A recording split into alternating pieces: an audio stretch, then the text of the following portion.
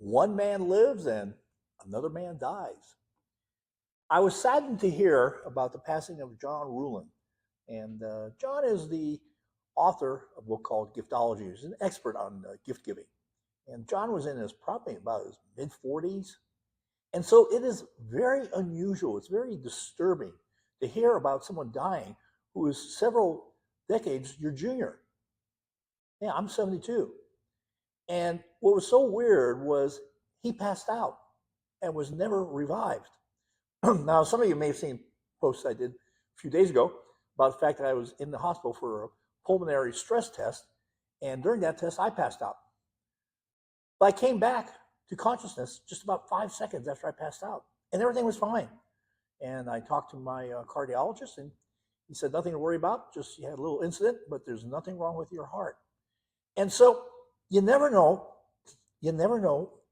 when things are going to happen and to who. You never know when you're going to die. And that is a sad thing. And as I said, it is just kind of weird when people younger than you die. And this is happening a fair amount of time. This is the second person this year who's considerably younger than I am that I know that has died. One of them was a family member. So my question is, what's going on? Why is this happening?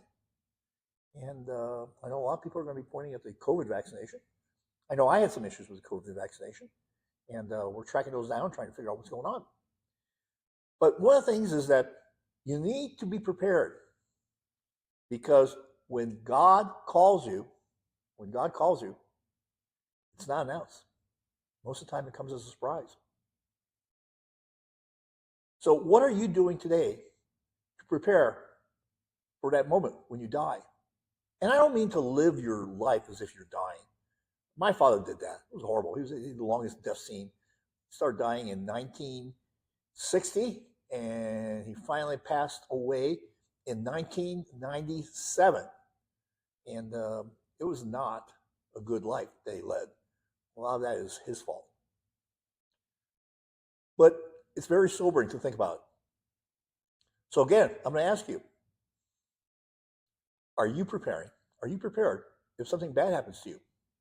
And it can happen in just a snap of a second. An accident, you pass out, you don't wake up, you die.